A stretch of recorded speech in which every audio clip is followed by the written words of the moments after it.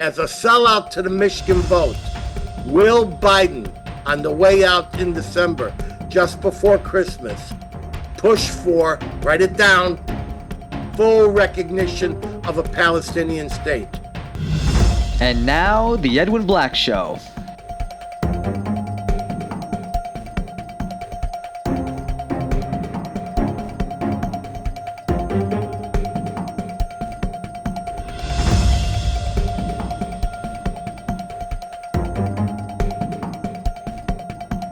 Sponsored by the Books of Edwin Black, available on Amazon and at booksellers worldwide. And now, here's Edwin. Welcome to the Edwin Black Show, coming to you twice monthly from Washington, D.C. Hello, I'm Edwin Black, investigative journalist, historian, and author of 225 editions in 40 languages in 190 countries worldwide, including IBM and the Holocaust, War Against the Weak, and Financing the Flames, as well as many other books. This is a show for opinion makers and decision makers, not mass clicks. So if you think our show's content is meaningful, spread the word throughout your networks. Subscribe for free alerts at theedwinblackshow.com. And if you want to support our work, please visit theedwinblackshow.com/support. Your help, big or small, assures our complete and utter intellectual and uncensored journalistic independence. Guys, we cannot do this alone. We are completely unmonetized. And if you think you need us, hell, we need you as well. Today's episode is made possible and sponsored without any preconditions, requests, or stipulations by the historic re-release of the abridged IBM and the Holocaust audiobook, narrated by me and just re-released at Amazon, Audible, iTunes, and wherever audiobooks are found. And it's co-sponsored by members of the Encino Jewish community. If you would like to honor someone with a sponsorship, contact us. Plus, we thank a guy in San Francisco. That said, remember, I only speak for myself, and my guests are the same. Today, we welcome viewers from across America, including our 4 watch parties in the Villages, Newton, Massachusetts, Chicago, and Tampa Bay. I hope, Harvey, that you're keeping safe from the hurricane. Overseas, I see viewers logged on from most of our usuals. I see Australia, New Zealand, Germany, Hungary, Poland, Holland and Sweden, France again, Italy, Spain, Japan, Great Britain, Canada, Mexico, Brazil, Argentina, Costa Rica, wow, and Israel, plus other countries. If you have a question, place one short sentence in Zoom's QA feature. Now, the Edwin Black Show, along with our YouTube site, is global and fast-growing, enjoying many scores of thousands of views.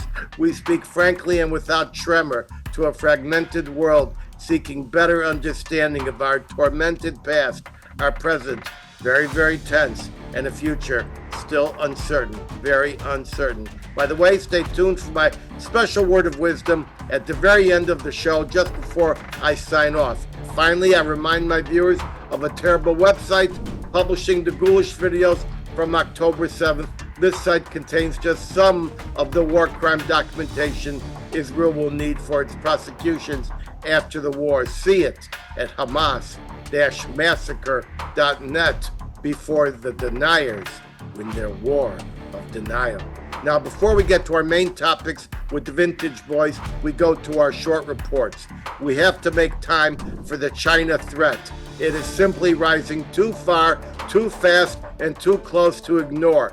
Joining us from Virginia is security analyst Clare Lopez. Clare, you have been reviewing the daily metastasization of the China threat here and overseas. It's hard, but can you narrow it down and tell us the single most worrisome development you have learned this week? Take it, Clare.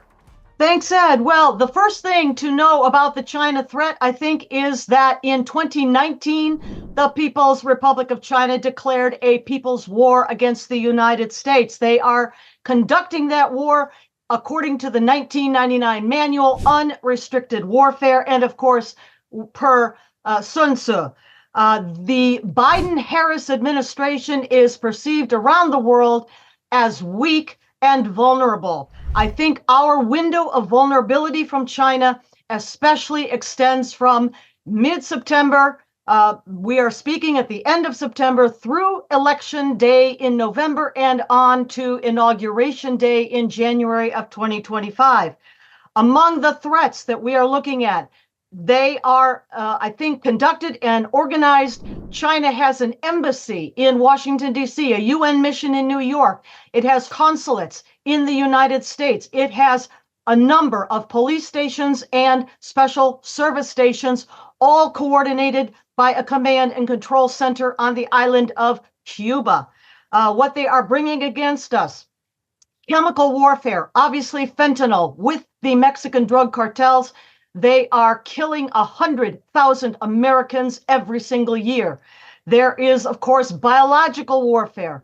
The SARS-CoV-2, of course, came out of the PLA, People's Liberation Army, military laboratories in China.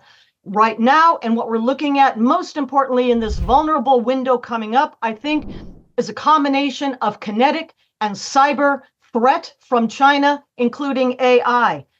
Election interference online includes trying to stoke divisions within American society, information operations, propaganda, critical infrastructure. Every single element of American critical infrastructure, the electric grid, water, gas, oil, telecommunications, etc., is penetrated and has components in it from China. We know that they can detonate or activate or deactivate these components, for example, inside of our high voltage transmission towers remotely by AI. There are 10 or 15,000 jungle tigers in the United States. These are a special battalion of the People's Liberation Army. Then there is the military and nuclear threat from China. They just launched an ICBM test within the last week. We're speaking here at the end of September. This is the first time they've done that in 44 years, and it landed in the Pacific Ocean. But there is a notable expansion of China's military and nuclear capabilities. For now, maybe that's enough. Wow, that's pretty depressing. We didn't even get into Taiwan and the fact that we expect to see Taiwan besieged within the near future. They're not even going to go all the way to Taiwan itself. They're going to grab those two little islands that are just offshore, much closer to the China beach than to the Taiwan island itself. And their method will not be land invasion. Their method will be siege. They will surround and blockade those two islands, and they'll force Taiwan. Thank you very much, Claire. We'll be doing more China threat with you in the near future. But now I want to talk about Lebanon. First, to the pagers. Everything was okay, Jose. What me worry when Israel's north was pounded for a year by Hezbollah missiles and anti-tank rockets, forcing a year-long evacuation and displacement of more than 60,000 to 70,000 Israelis. But then Israel decided to fight back.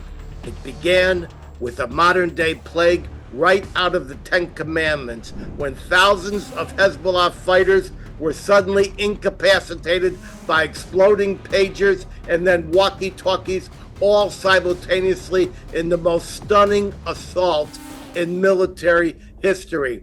Thousands of Hezbollah terrorists fell all at the same moment, like something out of the Bible. Yet not a shot was fired and not a single bomb was dropped. Miraculously, in all but a few cases, only the fighters were injured. Now, the anti-Semites in Congress, led by clueless Alexandria Ocasio-Cortez, immediately started shrieking a violation of international law. She even discovered Article 7 of the amended Protocol number 2 to the 1980 Convention on Certain Conventional Weapons. That's a long name for a very short protocol, which prohibits booby-trapped items in certain civilian situations. This includes all the stuff Hamas and Hezbollah do all the time, all day, every day, such as booby-trapping corpses, animals, children's toys, or buildings. But paragraph 3 of that convention states clearly in subsection A, the exception is, quote, if they are placed on or in the close vicinity of a military objective.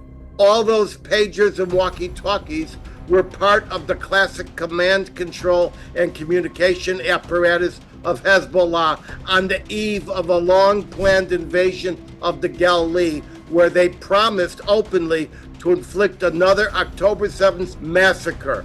Command and control and communications under international humanitarian law, especially Rule 8, which defines military objectives. Command, control, and communications is a top military objective for all countries, and this goes back to the Hague Regulations of 1899 and 1907, and command, control, and communications attacks are adopted as a top target by the U.S. military and the handbooks of most militaries in the world. Now to the wider war.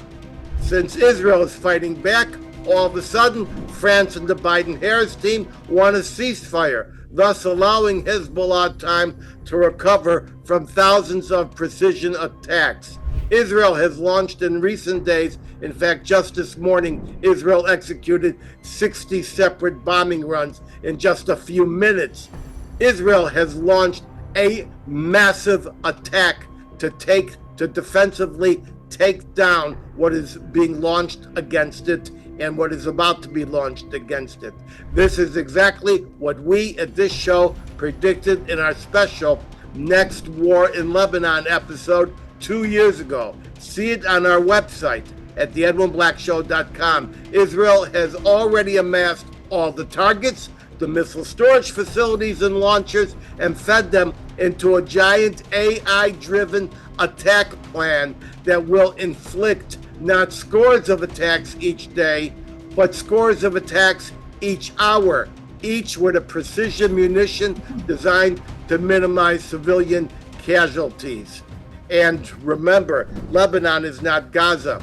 Hamas has turned Gaza into a cradle-to-grave society of murderers and support for death and dying. I don't see any innocent civilians there. I just see non-combatants and indirect and direct support for the fighters. Lebanon, however, is a multi-religious state where Sunnis, and especially Christian Maronite Lebanese, do not support Iran's Shiite proxy occupying minority, even though Hezbollah is very much a part of the official government coalition. But Israel and the Jewish people are strong, supportive cousins to the Christian Maronites and many Sunni communities, plus the Druze.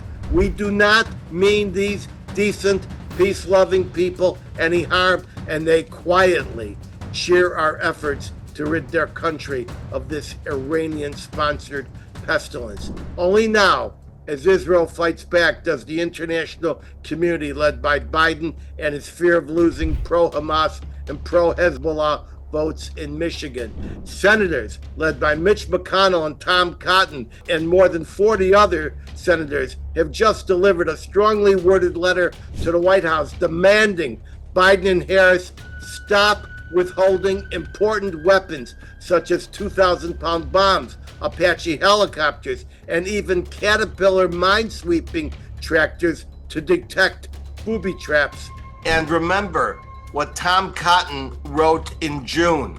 Your administration, this is a quote, your administration is engaged in bureaucratic sleight of hand to withhold this crucial aid to Israel during a shooting war. As you are well aware, I'm quoting, the Arms Export Control Act requires the administration to notify Congress before sending weapons to a foreign country. Your administration has manipulated this requirement by withholding this formal notification to Congress of approved weapons sales, including F-15s, and they need them, tactical vehicles, 120 millimeter mortars, 120 millimeter tank rounds, joint direct attack munitions that make those smart bombs and small diameter bombs, which help limit damage to surrounding civilians. Your administration can then claim, this is the quote, that the weapons are in progress while never delivering them. This is what the Democrats do. They lie about their support. That's because they think it's okay for Jewish blood to flow as readily as Jewish wine. While we're done bleeding for appeasement, don't spill our precious wine and don't spill our precious blood. Now, the further rip into what's ahead, especially in Lebanon, we return to strategic military analyst Clare Lopez. Claire, what's next in Israel's plan to finally fight back and dismantle the Hezbollah threat? Is it a ground game? Well, to pick up on what you just laid out for us, Ed, I would say that with those initial attacks, with the pager units, with the walkie-talkies, and perhaps people don't know, but there were other kinds of technological attacks against such things, even as door intercoms, solar panels, and other things.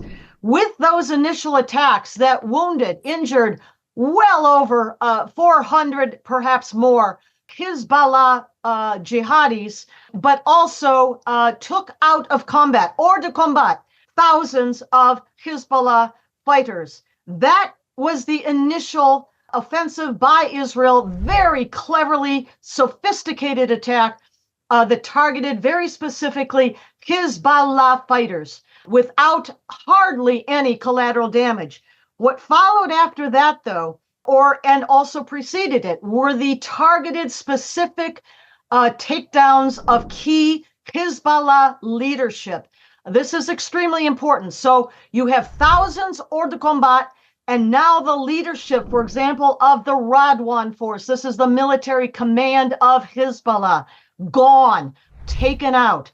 We can name a couple of them. Fuad Shukr a few weeks ago, Ibrahim Akil a few weeks ago, and more recently, as we speak here now at the end of September, the nom de guerre Abu Saleh, who was the commander of the Hezbollah aerial unit, that is, of its UAVs, drones, cruise missiles, and also Hezbollah's aerial defense.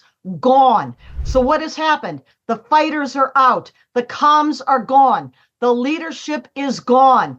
And fear and terror has been sowed among the remaining Hezbollah operatives, fighters, be they wherever they are, probably hiding in bunkers underground with Secretary General Hassan Nasrallah, who, as far as we know, still lives, and his number two, Naim Qassem.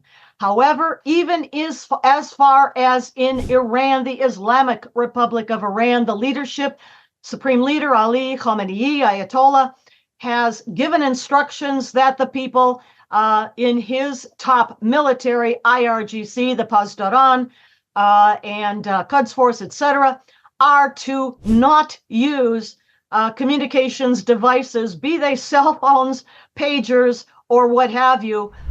They also are at a moment of basically no comms. This is the time when, again, we're speaking at the end of September, a ground invasion by the IDF of Hezbollah land, that would be the area 10 or so kilometers south of the Litani River to the Israeli border. That invasion, that ground invasion, appears to be imminent. And this would be to fulfill and to enforce the provisions of the 2006 UN Security Council Resolution 1701 that stipulated then that all militia forces, obviously particularly Hezbollah, were to be removed with their armaments from the south of the Litani River. They must be pushed north of that river. Israel will not completely take out or destroy the entirety of Hezbollah, as they are doing with Hamas, but they will push them northward so that the Israeli people may return to their homes in northern Israel. And honestly, so the Lebanese people, whose homes have all been used as missile launch sites, many of those now destroyed, so they can return the Lebanese people can return in peace to live that area south of the Litani River. So that is what I think we're looking at right now. This will be a serious, large-scale ground invasion by the IDF, supported, of course, by the IAF, Israeli Air Force, pending now at the end of September. Well, you're right. It was Bibi Netanyahu who just a day or two ago said, if you've got a missile in your garage of your home, you will not have a home. In order for any type of a ceasefire to take place, all Hezbollah has got to do is agree to abide by the existing UN resolution, and as you say, withdraw north of the Litani River, and that would stop most of their missiles from coming across. You're also quite correct, Claire, that they are struck down by lack of communications. And that's why I understand actually there's a big market now for answering machines in Lebanon because nobody wants to answer the phone. Well, thank you very much, Claire. So finally, to preface for this unknown quagmire that is this election, I want to bring in Marc Zell from Jerusalem, who may hold history in his hot little hands if he can mobilize some of the sleeping 500,000 Americans living in Israel who are qualified to vote and in swing states. No pressure, Marc. Just update us. What's going on? Well, we've succeeded in reaching out to 200,000 first-generation Americans. Those are folks that have come from the United States to live in Israel. We're in touch with them. We have a very brisk response from those people. We're not even talking about the second-generation Americans, which are probably double that number, bring us up close to that 500,000 figure that you mentioned. And we also are conducting an aggressive campaign to get the ultra-Orthodox U.S. citizens in Israel, Haredim, to register and to vote. That's working out. We had a big event yesterday. Another thing I wanted to break on you, it's the first time I'm being interviewed about this, is an event that I attended along with our campaign manager, Ariel Sender, the last 2 days in Eastern Europe, where we met for 2 days with the president's son, Donald J. Trump Jr., and his fiancée, Kimberly Guilfoyle. It was an extraordinary meeting that included many conservative leaders from different parts of Europe. And one of the things we came away with from that meeting was strong expression of support by the president's son. He agreed to produce or film campaign videos that we are using now in Israel and to reach out to American voters all over the world. That is happening now and can appreciate it. We have to abide by different rules in some 51 U.S. jurisdictions, which are changing all the time. But one of the problems we're facing right now, we've turned to the Republican National Committee and to the Trump campaign to help us convince state election authorities to allow the absentee ballots that people are now filling out to be submitted by electronic mail and fax. 2 states, Missouri and Texas, allow for this when the voter is located in a hostile fire zone. But the rest of the states do not. We are looking for some help on that.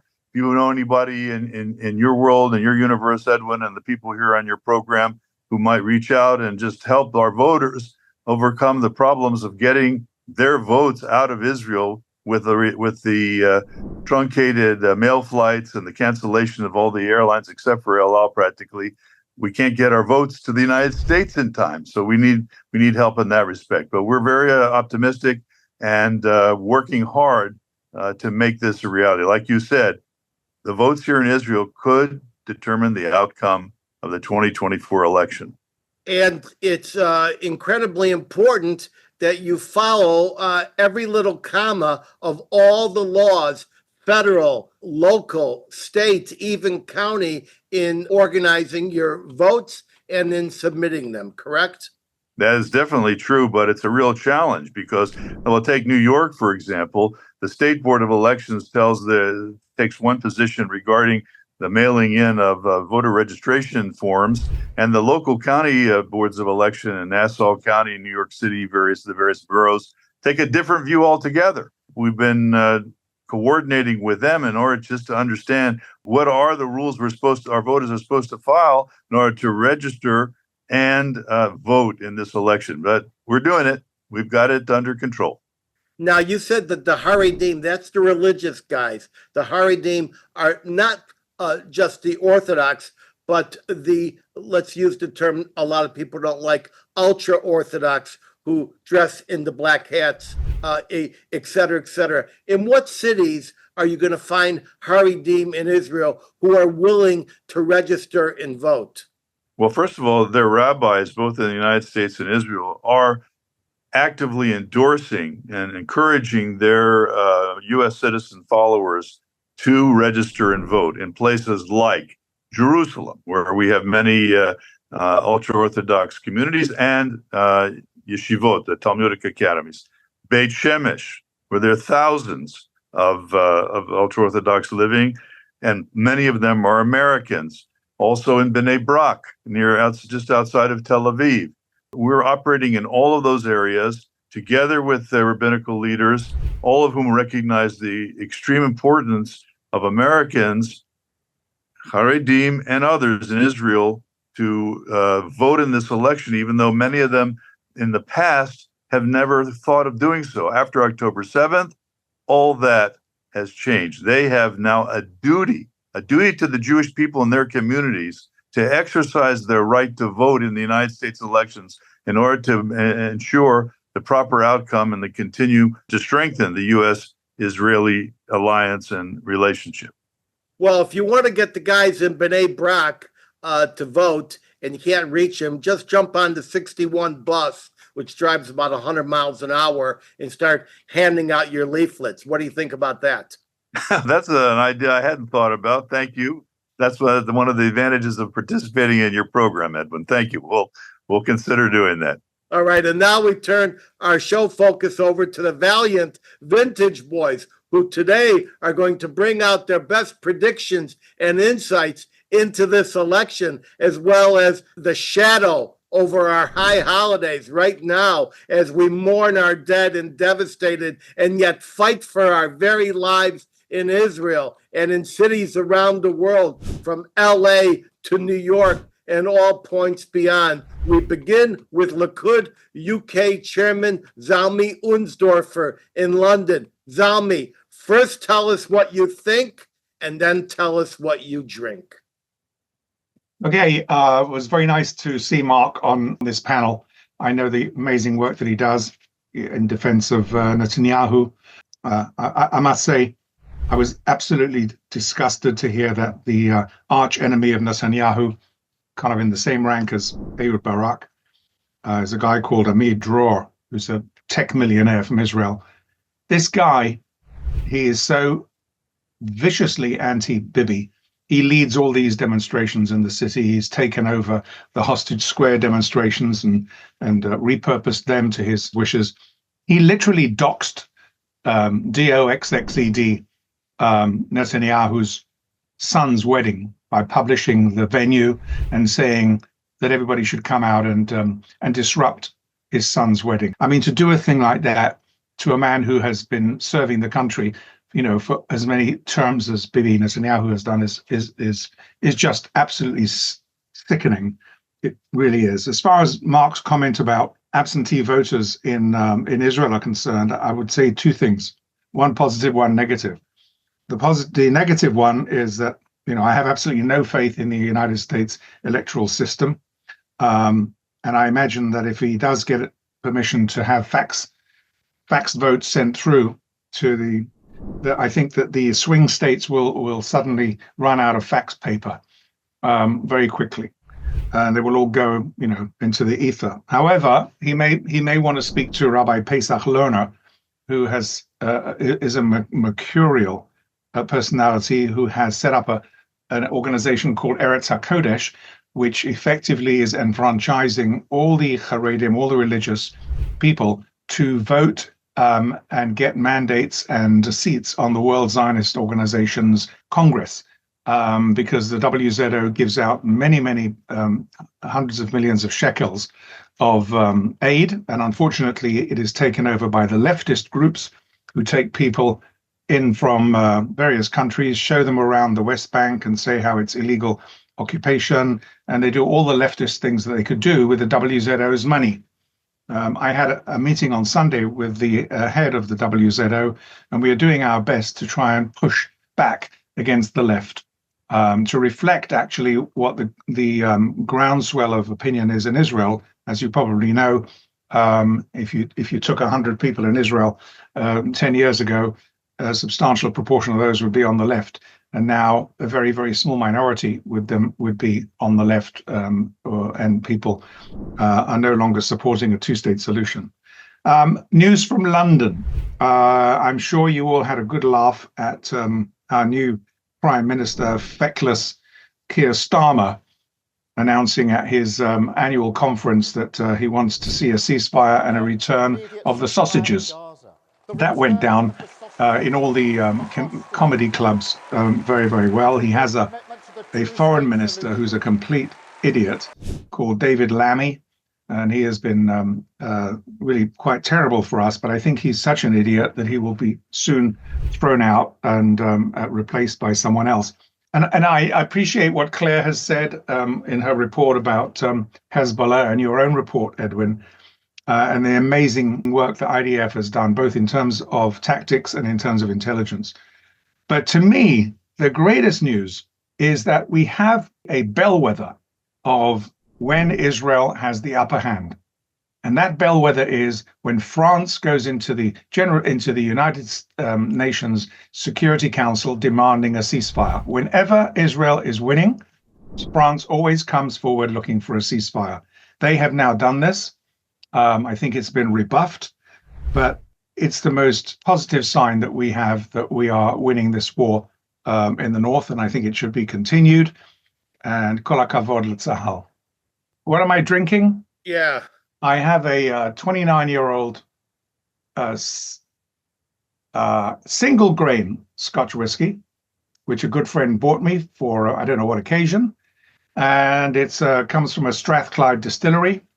And I shall drink a l'chaim to you all, and I will leave the description about the nose and the bouquet and everything like that to the most amazing Josh London, who you'll have on shortly, and he will be able to read off the label. But l'chaim to you, and kol hakavod to Marc for your work, and Claire for your research. We will overcome. L'chaim. L'chaim. How's the whiskey? Very tasty. Show the bottle close to the camera so we can see what's going on. There you go. All right. Oh, very good. Listen, don't drink that all. I'm on my way. I want you to make sure there's some left for me. Okay. I will save some for you. Yeah. All right. Now, I made a couple of notes about your remarks and this horrible thing about this guy doxing Bibi's son's wedding. And it just reminds me, that's the problem with democracy. It's a democracy, so people can do what they want. And it's a real problem. You also indicate an interesting trend that most people don't know. Israel was born on the left. Israel was a left-leaning, highly liberalistic socialist.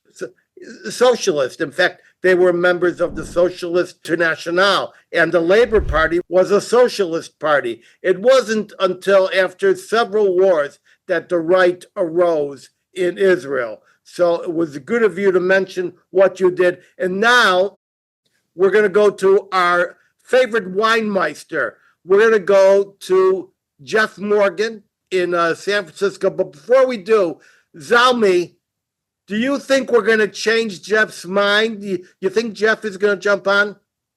I think Jeff is hopelessly on the left. As long as he keeps reading the New York Times every morning, there's just no hope. But he's living in San Francisco, and he can see what the left is all about every day when he walks in the streets, dodging all of the excrement on the streets. So I'll leave him to choose his time to switch sides. I've given Jeff some of my time. He's going to go for 4.5 minutes. I took off 30 seconds of my time because Jeff wants to make sure that the anti-Trump dialogue is elevated to outshout everybody else on this show. Jeff, we love you. Tell us what you think and what you drink. By the way, your hair looks great. Thank you. And Zalmi, I don't live in San Francisco. I live in Berkeley. It's even worse. Okay, just FYI.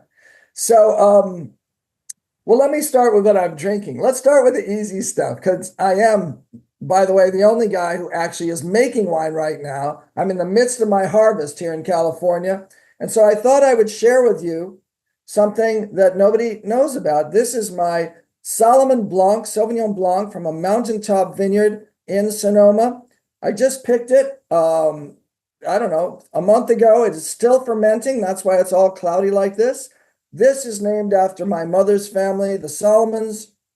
Solomon Blanc means the Solomon White. It's my best wine. It's $75 Sauvignon Blanc when it gets in the bottle in about a year. L'chaim. However, I'm also alternating with hard liquor. So I'm drinking Jewish booze, guys. Okay, this is our double-edged sword brandy, Chenin Blanc. We make it a covenant. It's pretty damn good. Wait a minute. Which non-vintage of the double-edged sword are you drinking? I'm drinking 5781, okay, because we do the vintages according to the Hebrew year. Okay? Right. Yeah. So, all right, and l'chaim again to you. I also want to say, for those of you who don't know, I did make wine in Israel from 2013 until 2021 when I ran out of money, unfortunately, over there. This is my Covenant Syrah bottle from, I believe, my 2013 vintage, the first year we were there. And again, you know, just preparing you for my comments to come, I also go to a modern Orthodox synagogue. I got a lot of Haredi friends. And, you know, I have to first start off by saying, Ed, you said something that really got me going. So you said just now, the Dems do not approve of Jewish wine, or they do approve of Jewish wine. No, I didn't say that. What I said was, I didn't say anything like that. What I talked about ephemerally was Jewish wine being spilled in Jewish blood, that Jewish blood was spilling as easily as Jewish wine. Well, maybe you did, but we'll have to go back and look at what you said, because my interpretation was that the Dems were okay with that. And I don't know, since I'm a Democrat, there's at least one. Oh, some of them are, but yeah. Go unabated. I'm going on. So, because I know you're too smart to say something like that anyway. We know this. Okay. So those who wish to have a president who is also a convicted rapist and felon, or in plain English, let's just say a crook and a misogynist, an anti-Semite, a narcissist who denigrates and demeans our community worldwide with outrageous and divisive vitriol, are incomprehensible to me. I don't get it. And his running mate is a hypocrite who would outlaw abortion rights along with in vitro fertilization. Even worse, I think JD actually believes his nonsense about the dog and the cat eating. I mean, it's unbelievable. He happens to be a racist, except when it comes to his wife, apparently. And his best-selling, probably mostly false autobiography has given him riches that he doesn't deserve.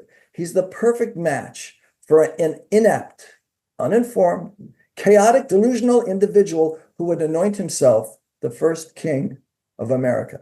Thank you for your patience here, Ed. I appreciate that, and all of you for, not harassing me yet. And what about Israel? Well, by the way, I think most of you know I'm both American and Israeli citizen, and I'm proud of it. Okay, and I think we agree on Israel actually in many ways. Certainly, I'm not a two-stater. I never was, and I'm all about knocking the Arabs back hard now. But with Trump's doppelganger, also known as Bibi Netanyahu, in the hot seat over there, the nation has become severely divided. I mean, Bibi panders to whomever will protect him from going to jail. Personally, I don't care if he goes to jail, but it would be nice if he would recognize that his own inabilities, dysfunctionality, and narcissism are largely what led to October 7th. Bibi is undoubtedly the worst leader in Israel's history. Unbelievably, he has managed to create a wedge between all of us Jews, and that, to me, is inexcusable. This is truly, possibly the greatest existential threat to our people. The enemy, in addition to those Arabs who would destroy us, is deep within our own ranks. Shame on the dividers. I'm almost done, Ed, almost done. So what about Kamala? Well, first, let's forget all the lies and garbage spewed by the Republicans and some Dems too about this woman. She actually grew up in my neighborhood in California before she moved to Toronto to go to high school. A lot of people around here know her personally. She even used to date Mayor Willie Brown, as many of us know, of San Francisco. And I think Willie's one of the strongest leaders I've ever encountered. Most important, Kamala is a pro, unlike the amateur known as Trump. She knows the law and she knows government. She's not a monumental screw-up who has sullied everything, every business, every organization she has ever touched, like Trump has. Nothing's going to be perfect with any Republican or Democratic approach to Israel. I mean, if anyone thinks there's a straightforward method to dealing with the Arabs, they're delusional. But I will be voting for somebody who doesn't throw hamburgers at the walls in the White House and spout off like a petulant child with no filter and no true understanding of the world. We need a leader, not an adolescent in the White House. Wow, I'm going to tell you right now, I would stay away from Nira Abramowitz. She is committed to punching you out. But look, I'll be in Miami in December for the Kosher Food and Wine Festival. She'll be happy to get an Uber or get Ken to drive you. She's looking for you. Now, listen, I'll tell you what I'm not going to do. I'm not going to contradict you piece by piece, because so much of what you said is so far out there, so mishuggah. All I can say to you is that when you get on the train, just remember, doesn't matter whether you're in the front of the train or the back of the train, you're going to the same place. And these guys want us done, and they want Israel done. So anyway, let me see that cloudy wine again that you've got. Now, does a winemaker drink his own wine at various stages to see how it matures and all that? Well, we taste it every day as it's fermenting to make sure it's doing okay. This one's doing great. Sometimes if there's a problem, we can smell it or taste it and we got to deal with it. But after it's in bottle, like when you guys can buy it, you taste it when you drink it. And that could be like as often as possible if it's my wine. All right. Well, thank you. But by the way, did you want to add anything about the electoral process? Did you leave anything out?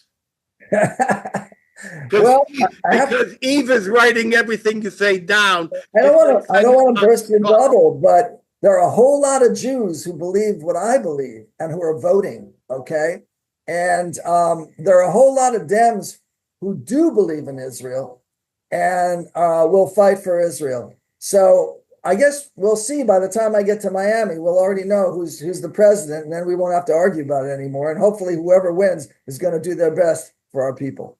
All right, Zalmi, am I hearing, did you beg me just now on bended knee to have Marc answer him for 60 seconds? Yes. You did? Okay, Marc, I'm going to go out of the ordinary. You got only 60 seconds. You got to be nice. What's your response to our good friend Jeff? Well, look, I've listened to this kind of tripe for many weeks. Fortunately, in Israel, the Democratic Party has all but disappeared. The Democrats Abroad organization basically all resigned en masse after the Democrats Abroad international organization, consistent with the Democratic Party itself, just resigned, and they don't exist in Israel. And that's a very important thing, because most of the people that come here to Israel, like Jeff, were voting Democratic in the United States. When they come to Israel, they get their minds cleaned and they get their politics straightened out, and they vote 80 to 90% Republican. Okay. Now, regarding the statements about President Trump, calling him an anti-Semite, I mean, he stood in front of the Israeli-American Council the other day. It's run by my friend Ilan Carr from Los Angeles. And he said, listen, they called me an anti-Semite. My daughter is an Orthodox Jew. My son-in-law is an Orthodox Jew. I've got 3 Orthodox Jewish grandchildren, and I love them to the sky. Anti-Semite, narcissistic. Yes, he's a bit narcissistic, and he's not particularly eloquent at times, but his policies, in my view, are unassailable. And as an Israeli, I can look at the accomplishments this man has made, despite the attempts of Jeff's party to impeach him twice and to hoax him to death with one thing or the other. This man moved the embassy to Jerusalem, recognized the sovereignty over the Golan Heights, cut off the aid to the Palestinian Authority and Hamas, pulled the United States out of these anti-Israel United Nations organizations, pulled the United States out of this crazy Iranian nuclear deal, and created an entire new focus in the Middle East, which created a new geopolitical reality through the instruments of the Abraham Accords, which, and this is what I'll close on, which have not been expanded, despite the fact that many of the Arab states, Sunni Arab states in the area, were interested in joining it, precisely because Jeff's Democratic Harris-Biden administration has completely bollocksed Middle East and United States foreign policy. Okay, you're acting like they're trying to assassinate Trump every 2 weeks. That's exactly it. Did you hear that some of these people were saying after the second assassination attempt? They said, do it. They want him dead. Listen, Mark, don't exaggerate. According to the polls, not more than 25% of the polls said that the Democrats said, I wish the assassination was. Well, that's true, but you've got 5 Iranian terrorist squads roaming around the United States looking for the opportunity to do that, precisely because they want to see this loser of a candidate, Kamala Harris, from a loser of a city, San Francisco, become president of the United States and leader of the free world. God help us. Well, I think you need to remind Jeff how disgusting it is that after all those 6 things that Mark has enumerated, I'm not going to waste time by repeating all the blessings and that Trump gave during his 4-year term, okay? That only moved the needle of Jewish polling support from 24% of Jews, American Jews, to 29%. Right. How disgusting and how ungrateful is that? There is a thing called Hakoras HaTov, which is being grateful for good kindnesses in the Jewish religion. How disgusting is that? And then to listen to Jeff, Jeff, if you're a good Jew, you should be going out and asking for that needle to be pushed way beyond the 40%, which it currently is, because Trump deserves 75 minimum percent.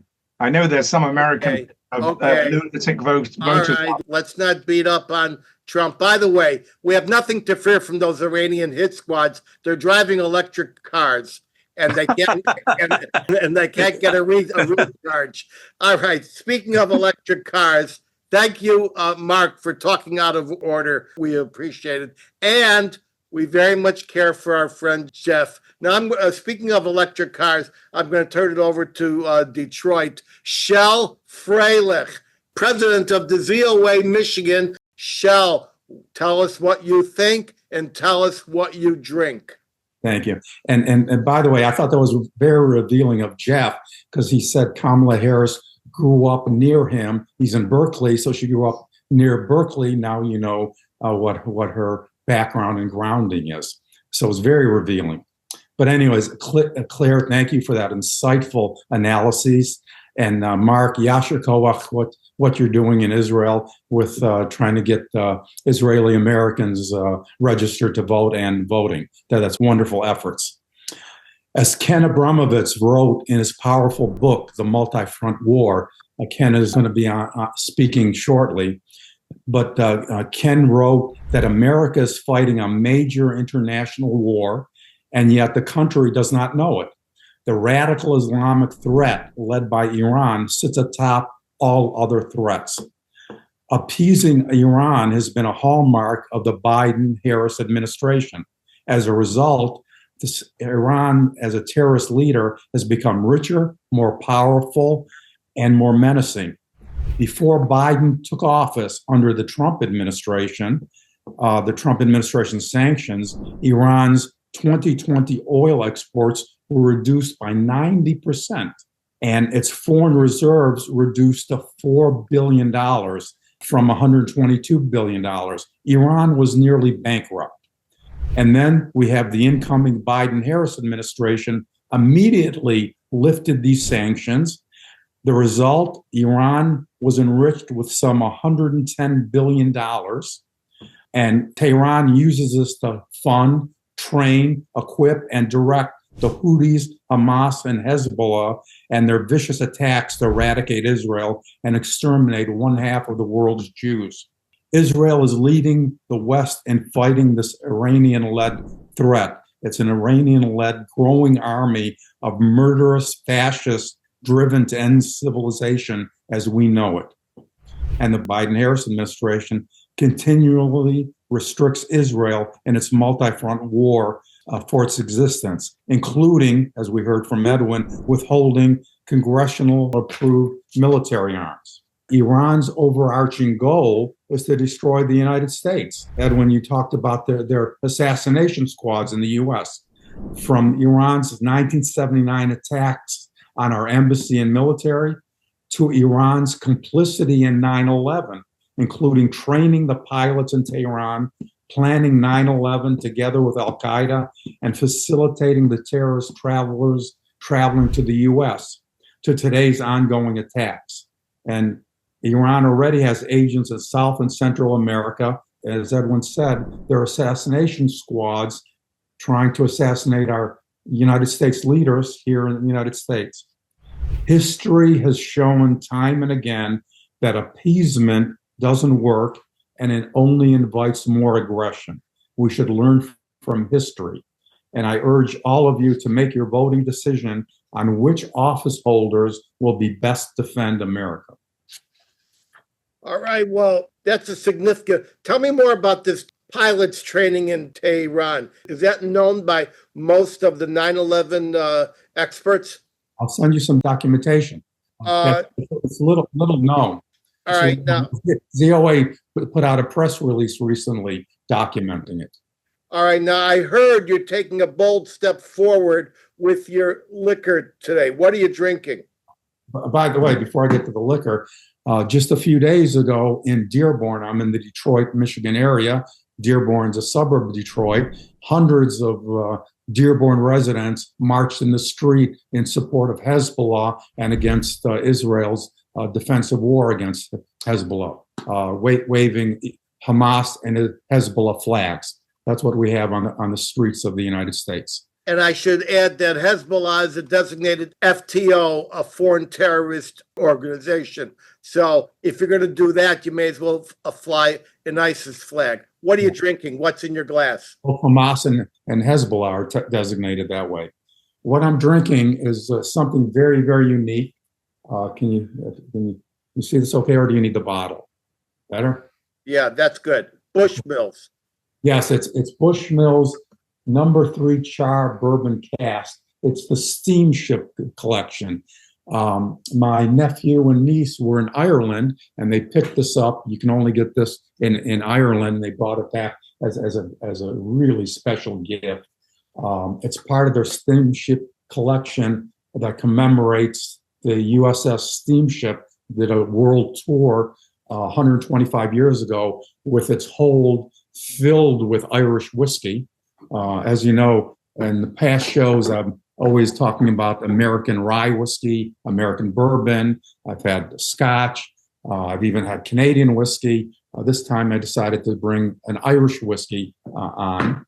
And this is the Bushmills 10-year-old version, but it's extra aged in a No. 3 Char Bourbon cask, specially selected by Bushmills in Kentucky. And it's the nose. The nose is amazing: sweet vanilla, ripe pear, You get a creme brulee. When I first got it and we first poured the glass at my brother's house, I have to admit, I sat there with the glass at my nose for probably 5 minutes before I drank it. The nose was just amazing. And when you taste it, L'chaim, health and safety and peace for all the Jewish people and for all the people around the world.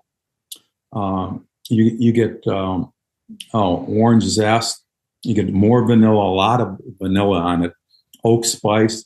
You get a little dark chocolate with it too. It's a dry finish, but you get a lot of richness and depth and complexity. I hope those of you who happen to be stateside or in Israel or all the other viewers, I hope you can access this wonderful Bushmills. I highly recommend it.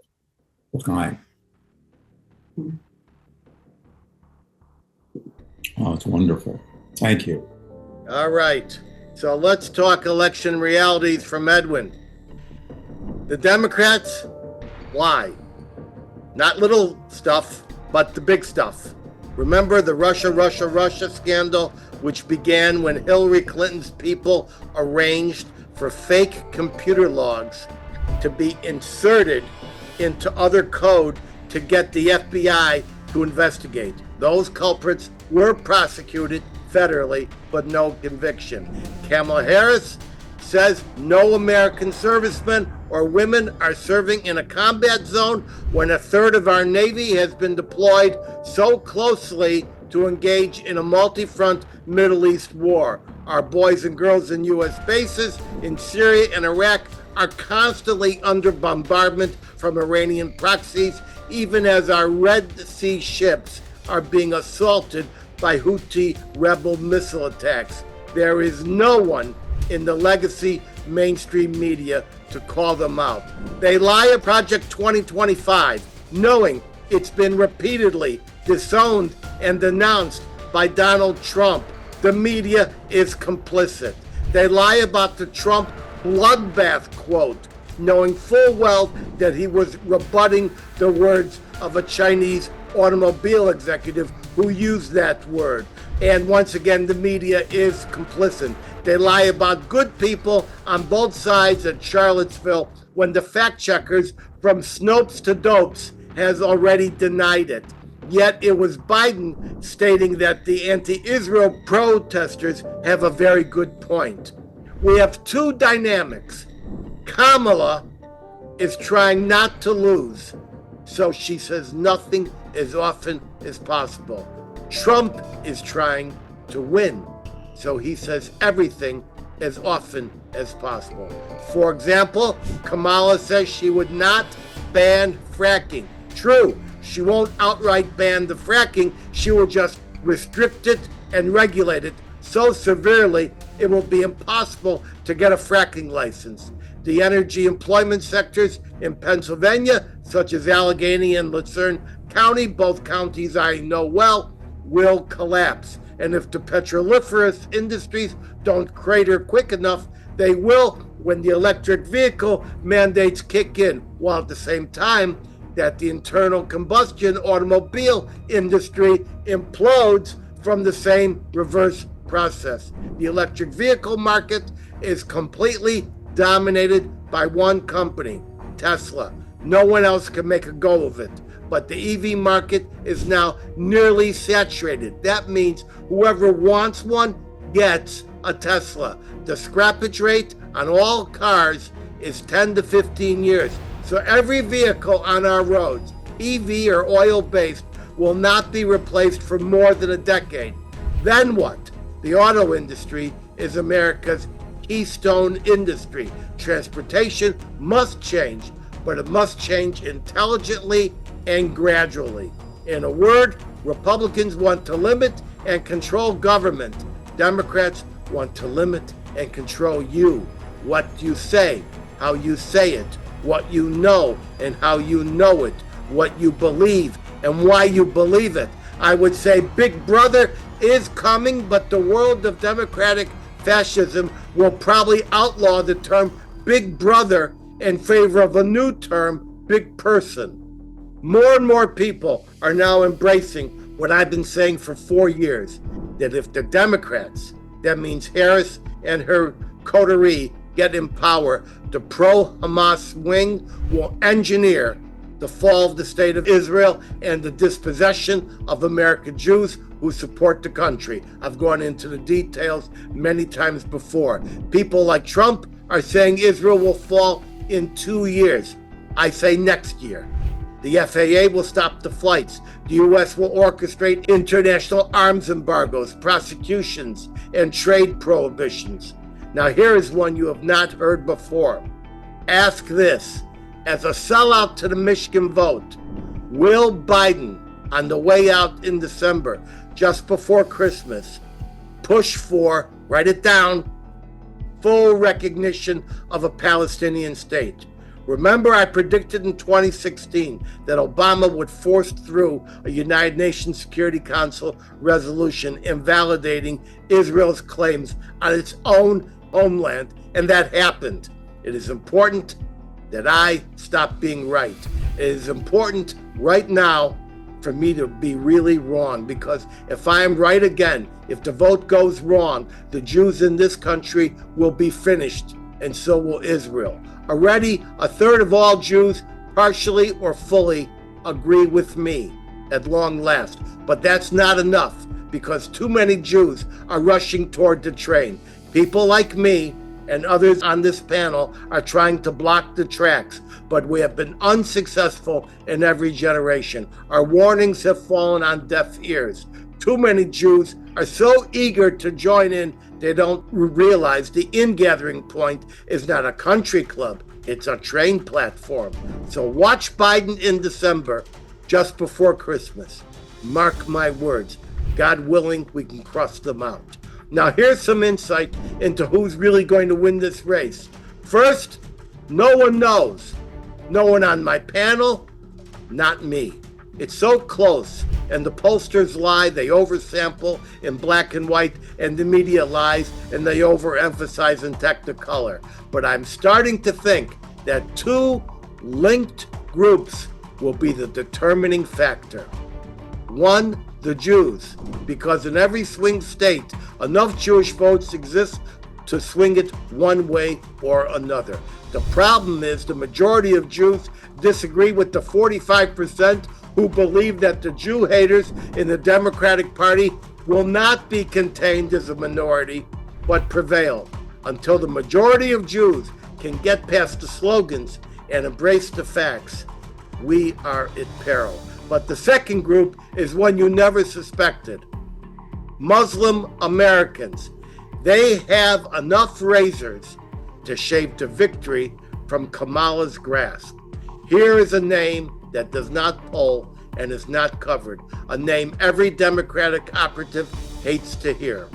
Jill Stein and her Green Party. She is mobilizing a significant protest vote. That is a Muslim vote designed to punish the Democrats, even if it means electing Trump and then enforcing their will in the next cycle.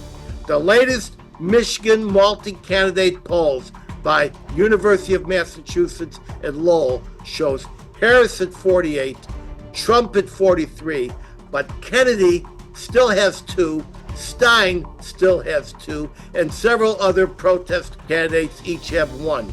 Jill Stein has now surrounded herself with outspoken pro-Palestinians as running mates and advisors.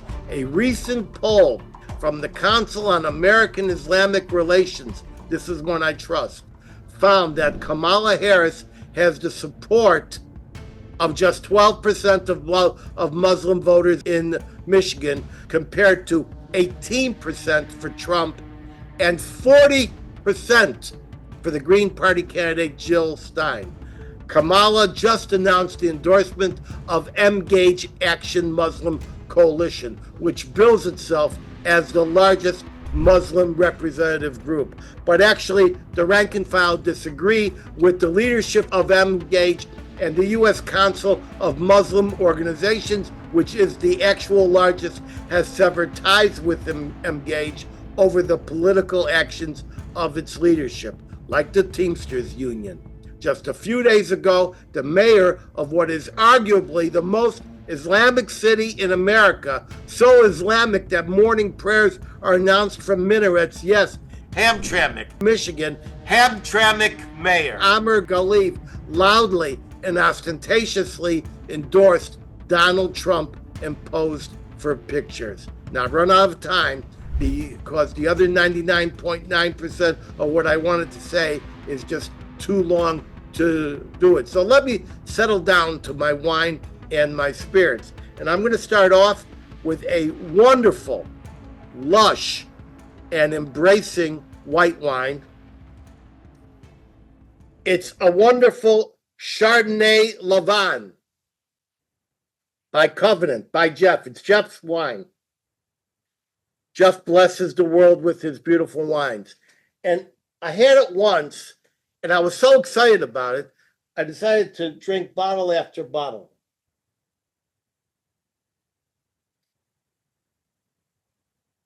It's a beautiful nose that's so inspiring.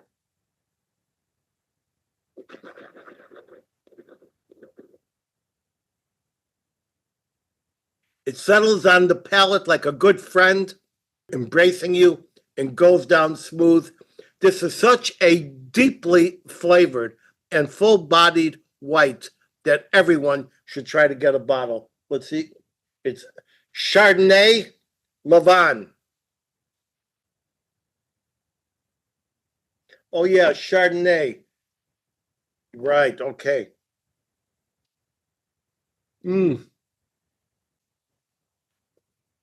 I would take a second drink, but I've got more to show you. Now, wine transcends politics. Thank God. Thank God you are producing the finest kosher wines on planet Earth, and they don't need to be kosher. They're just fabulous wines. All right, so now we're going to go to mezcal. Lately, I've been drinking mezcal. And I began with a low end. Fidencio.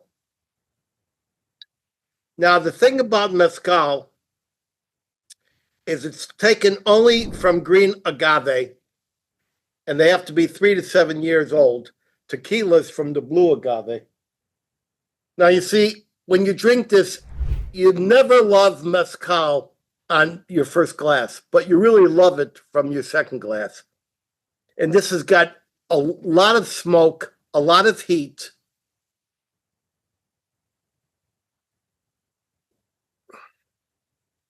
And it just overcomes you with a large palette of flavor.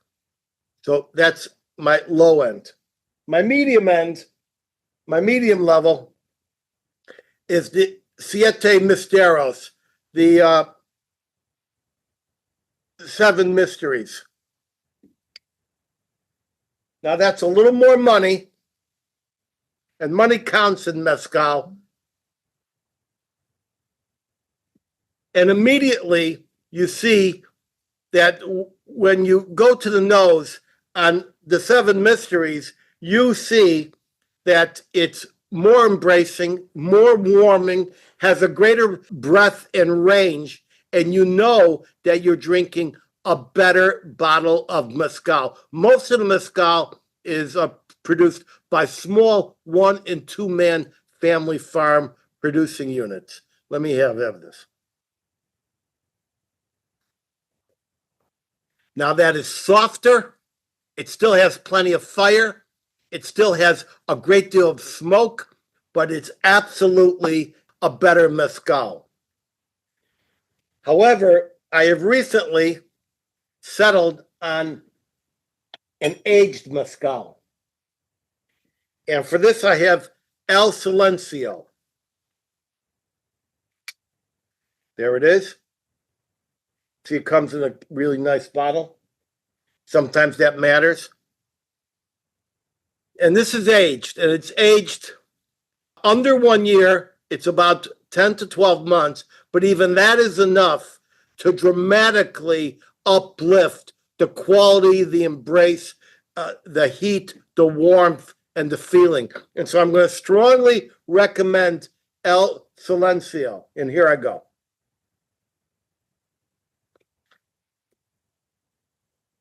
See, that's a completely different animal. I won't call it docile, but you could tell that the fire has been captured and is now contained within this glass. And so I strongly recommend El Silencio. And I wonder what my wife is going to do with a guy who's just had 3 mezcals. Okay, so now I want to turn the camera over to our friend Ken Abramowitz. Now, before I do, I want to openly acknowledge that Ken has been very busy. He's a big writer now. He's got a couple of editions of his book. Shel is reading it. It sells every day on Amazon. And he's lecturing. He's appearing here. He's appearing there. And so I understand that Ken simply doesn't have the time to get a quality bottle. So even though normally we wouldn't say this, it's okay, Ken, if you bring out your Mogen David or your Manischewitz, we'll be completely understanding. So Ken, take the screen and tell us what pitiful bottle you have. Thank you very much, Edwin. I wanted to mention that I was thinking of drinking a mezcal similar to you, but I was looking at something that was underaged. Like underage girls, below 1 year is underaged mezcal. And I'm allergic to mezcals that are less than 1 year. So I have a mezcal that's been aged over 1 year here, and it's a Luminar mezcal, 100% agave, and aged in oak for over a year, and rated 93, because I'm allergic to anything that's 92 or less. And it says on the label, this is rare. I'm allergic to mezcals that are not rare. And so it's rare, barrel aged. And because it's been aged so long, it's light gold in hue and has a bold marzipan aroma. And the palate is soft and slightly sweet, with almond and vanilla layered with cinnamon. So this is what it looks like, if you can see. So this, thanks, Edwards, I was looking at your, thinking about having mezcals like yours, but I'm just allergic. My palate is so refined at this point that I just can't drink something less than 1 year of age. And here it is in my little glass. And it's very, very tasty, and everyone should get something like this, because I imagine everyone else here is also allergic to mezcals that are less than 1 year of age. Well, now, it must have had an impact on you, because I see you're wearing a yarmulke, and so that mezcal must have really done a job on you. Well, in honor of the new year coming up, I am wearing my yarmulke. Now, what I wanted to do in my 2 minutes or so is say something about the election. And I did a bunch of thinking about the attributes of Kamala Harris. And I decided that she is an existential risk to America. Existential. We're not just talking like another candidate. And so I want to quickly identify why she's an existential risk to America, Israel, to Jews and Christians, and to Western civilization. So using my favorite terminology taken from the Declaration of Independence, life, liberty, and pursuit of happiness, let's look at a few attributes relative to life, a few attributes relative to liberty, and a few relative to happiness. So relative to life, she believes in open borders. America right now is undergoing a full-scale invasion by our enemies. I'm not a historian, but I can't believe many countries have allowed a full-scale invasion by its enemies. She believes in defunding the police And she believes in underfunding the military. So not only are we being invaded, but we're not supposed to protect ourselves. And as you know, our government is responsible for protecting us from all enemies, foreign and domestic. So she's violating the Constitution. She simply will not protect America from its enemies, which I call the Reds, the Greens, and the Blues, the communists, the Islamists, and the globalists. And she even is considering an arms embargo on Israel, which is valiantly saving Western civilization right now by going after the Islamic death cults in Hamas in Gaza and Hezbollah in Lebanon and Iran itself, the leader of the death cults. Now, looking at liberty, I just want to mention a few issues. She doesn't think like an American. She spent high school years in Canada. I don't think people who were bred abroad should be president. Legally, she can be president, but it's not good. We should be run by Americans. Can you imagine in Torah times that after Moshe Rabbeinu, they bring in a Canaanite to be king? Hello? I don't think so. Or Midianite? No. She doesn't believe in our founding documents, the Constitution, Bill of Rights, and the Declaration of Independence. She's a racist, believes in diversity, equity, inclusion, and critical race theory. She supports child abuse, and she's viciously anti-women. She believes that women should be able to, men should compete in women's sports, even if they get killed, like in the Olympics. One of our female fighters almost got killed by a man. Doesn't care, doesn't matter. And then looking at happiness, she supports a ban on fracking and fossil fuels so we can freeze to death. She has no plan to save Medicare and Social Security. All the illegals coming in are eventually going to get Medicare and Social Security, which will bankrupt our system for the Americans who live here. She wants to pack the court, the Supreme Court, and bring in 2 states, D.C. and Puerto Rico, and have a permanent Democrat communist rule forever without any further democracy. So she's an existential risk. So now let me just conclude. I'm going to leave you with just a few conclusions. Number 1, Trump is going to win in spite of all the obstacles against him. Number 2, right now, Israel is almost uniquely and individually saving Western civilization. America will join in next year and work with Israel to destroy the Islamic death cults, which are an existential risk to every Jew, Christian, by the way, every Muslim. The death cults kill Muslims too, and they kill Hindus. And these death cults have to be destroyed. And number 3, after we stabilize relations with our enemies, we can then focus on saving our allies. We have 2 allies that are right now dying in front of our eyes. That's Canada and the UK.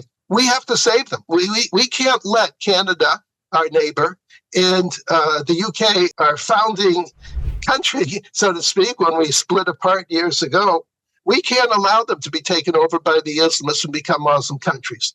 America has to save Canada and the UK, and we should pressure those governments to stop their systemic human rights violations of Christians. 90% of Canada and the UK are Christians. Those governments have to protect Christians, and if they don't, we have to basically, I hate to say this, force Canada and the UK to protect their Christians. We can't just sit by and watch the systemic abuse in human rights violations of Christians. And Trump doesn't know this yet, but we're going to have to spank, so to speak, Canada and UK to bring them back into Western civilization. So that's my few conclusions. Shana Tova to everybody. Well, I think that some of that was quite astute. I think I agree with some of it. And I think that you will also agree with Jeff that this here is a hell of a white. Is that correct? Looks good. Okay. So now we're going to go to Josh London. And the reason we save Josh London for last is because we know that Josh will humiliate us with his wine and whiskey descriptions. We don't have the ability. We don't have the schnoz. We don't have the vocabulary. And I put it off to as late as possible. So Josh, in London, even though you're a Washingtonian, what do you think and what do you drink? Well, thank you, Edwin, and hello once again to my fellow panelists.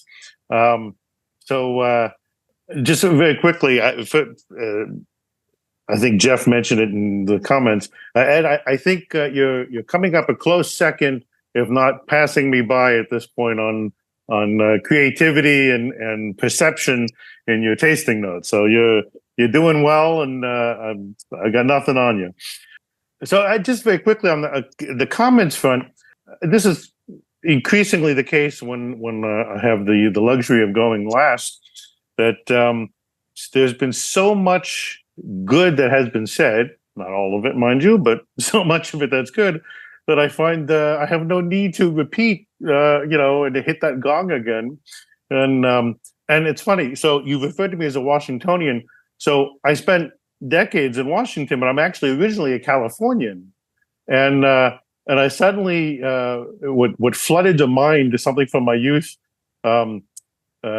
Senator S.I. Hayakawa, who is in the United States Senate before Pete Wilson, who Pete Wilson later became governor of California. But Hayakawa, when he was first elected in, his first speech on the floor of the Senate was he remarked how every one of the freshmen have been coming up and doing their song and dance.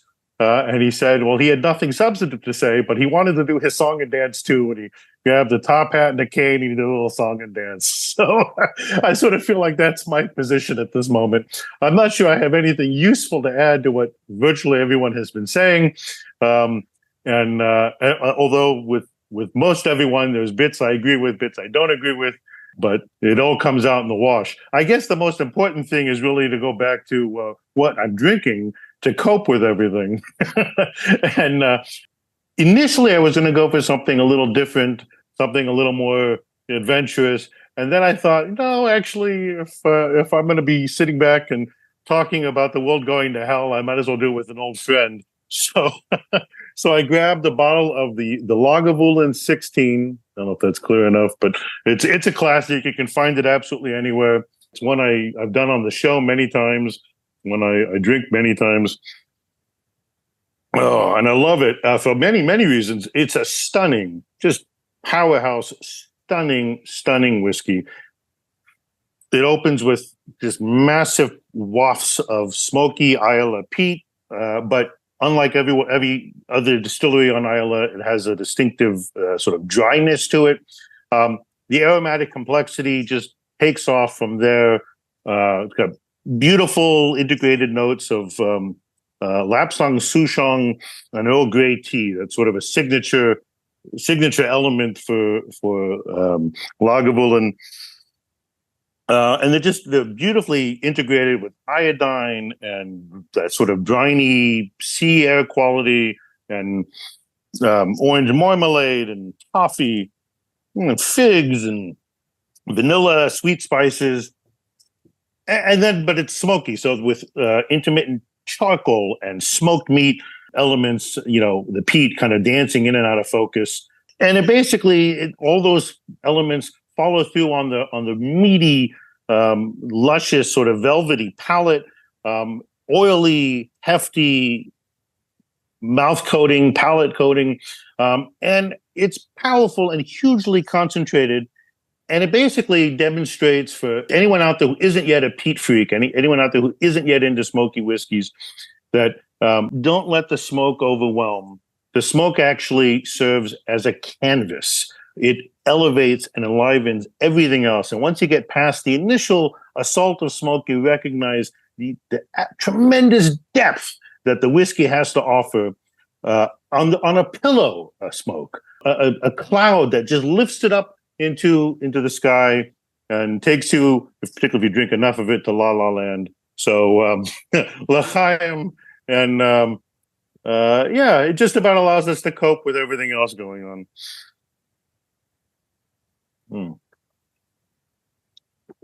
Now, for what it's worth, in case for any of those who haven't tuned in before, I basically agree with virtually everything that most of the panel has been saying. I think Harris will be a disaster. for all the conventional reasons and a handful of unconventional ones. I think Trump will be fantastic for Israel, probably a disaster in some respects for the country too, but not for the reasons that the detractors say. I think he will do everything in his power to make America great again. I think, however, that his first presidency established that he actually doesn't have a lot of power. And unless he's learned the lessons as to why he wasn't as effective as he absolutely could have been and should have been, and by the way, he's one of the most effective presidents we've had in generations, so that you can understand how little he was able to accomplish, even though he accomplished more than any of them. But the whole power of the blob was against him, is against him, continues to be against him.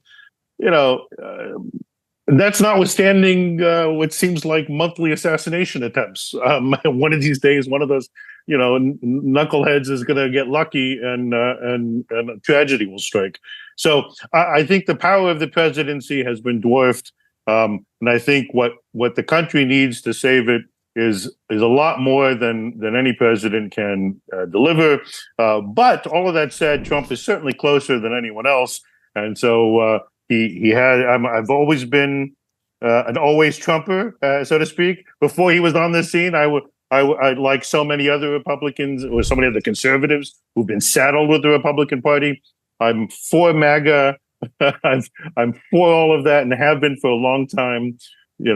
Call us Tea Party, call us whatever you want to call us. We've been holding our noses and voting for the Mitt Romneys of the world, even though they've been horrible and losers. And the party leadership wants desperately for Trump to go away so they can get back to being losers and playing the role of second fiddle and junior partner in the oligarchy, because that's how they like it, because they're all horrible. And really both parties want to put us on a fast track to oblivion. Thankfully, it's a federal expressway, so it moves very, very slowly. And there are plenty of off-ramps. Just nobody seems to want to take them. At least with a President Trump, if we are blessed by God for that, at least then we have the possibility of recognizing the off ramps as we breezily pass them. So that's about why I'm holding. So the whiskey helps. Josh, that's a lovely presentation. Once again, you humiliated us with your expertise. Zalmi, did you get him drinking earlier? Because I've never seen him in this form. Zalmi, what do you think to Josh? I just love the way Josh describes his whiskey. I mean, Lagavulin is a tremendous whiskey, and I just know how great it tastes.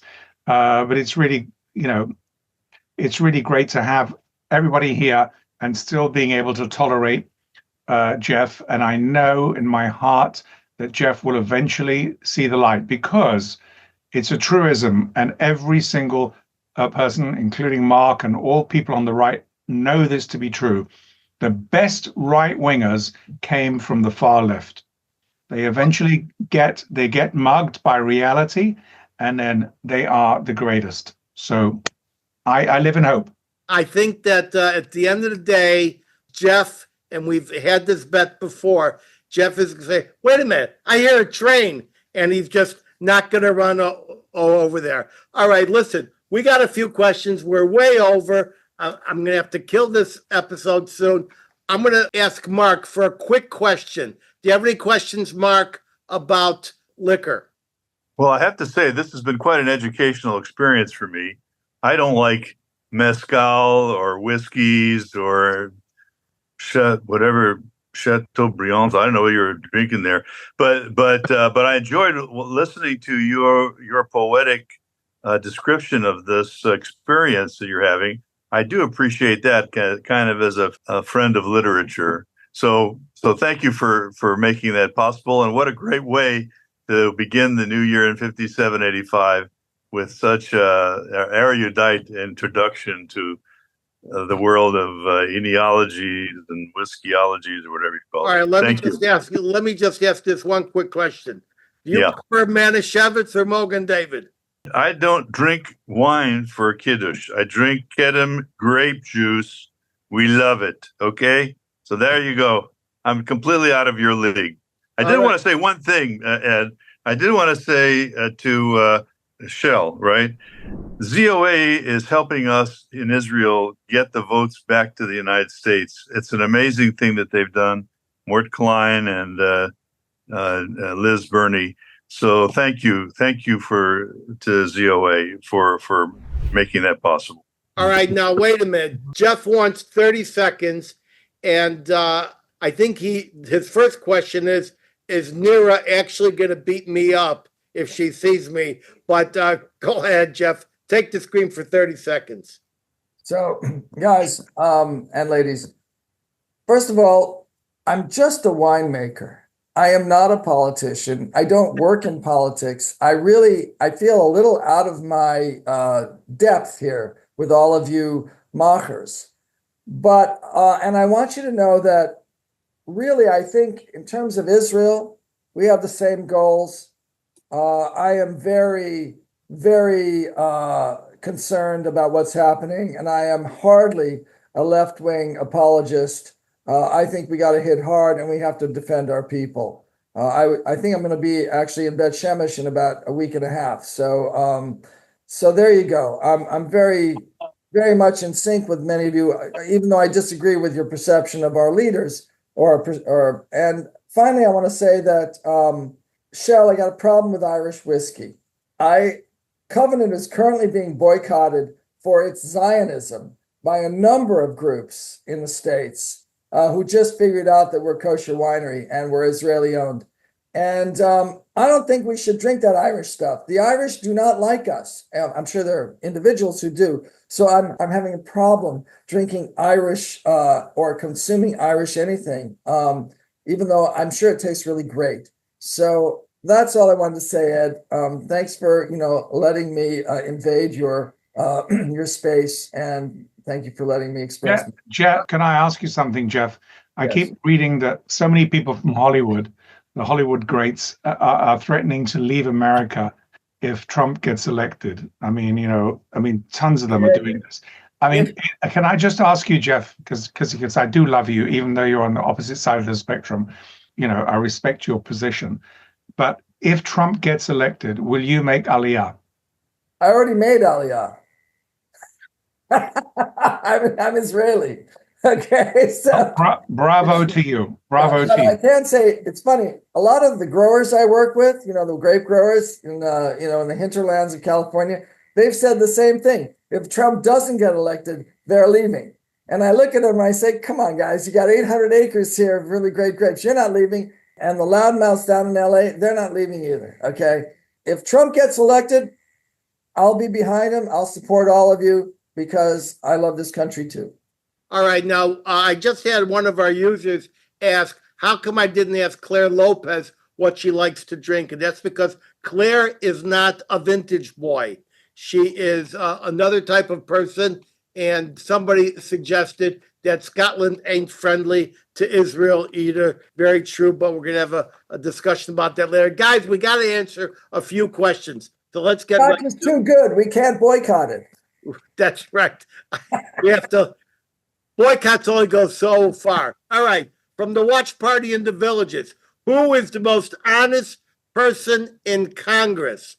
All right. I'm going to answer, and then I'm going to ask a couple of Americai to answer too. Make it fast. I'm going to say the most honest person in Congress is Bernie Sanders. He's a socialist. He wants to take down the country. He wants to turn everything upside down, and he's honest about it. This is a man who's honest. Shel, in a second, who's the most honest guy in Congress? I think you're right about Sanders. He's the most honest, but he's not a socialist. He's a communist. He honeymooned in Moscow when it was the Soviet Union. Yeah, but that's nothing compared to Tim Walz, who basically set up shop in China 30 times. Ken, who is the most honest person in Congress? On the Senate side, I'll take Tom Cotton. On the House side, I'll take Mike Waltz. All right. Yeah, they're both good guys. All right. Watch party in Newton, Mass. What happens if Eric Adams is thrown out of office? Okay, I'll make it quick. If Eric Adams is thrown out of office or quits or resigns or is removed by the governor because of this indictment announced just a bit ago, he will be replaced not by the deputy mayor, but by, under law, what is called the public advocate of New York. And the public advocate of New York, and Eve is going to jump on me here, I think he pronounces his name Jaime or something like that. Correct me, Eve, later. His last name is Williams. This guy hates the cops. He is an Occupy Wall Street guy. He has been against Israel. He's against the police. He's in favor of the Palestinian riots. And if this happens, if he becomes that head of New York City, even temporarily, New York is going down the tubes. Very quickly, comment Shel. You said if he gets power, New York's going to go down the tubes. You mean it's not down the tubes now, the way it's run? No, it's down, but it's not down the full tubes. It'll go down the full tubes. Here's another question from Suzanne in Teaneck. We're skipping around. Was there a move to revoke the 501c3 tax-exempt status of numerous anti-Israel organizations? I'll answer that. Yes, it was just announced by the Republicans. Naturally, it's being resisted by the Democrats. Americans for Justice in Palestine Educational Foundation, the American Muslims for Palestine, the Alliance for Global Justice, the Islamic Relief USA, Jewish Voice for Peace, you'll be happy to hear, the People's Forum, United Hands Relief, and the infamous Tides Foundation. All right, I got to go.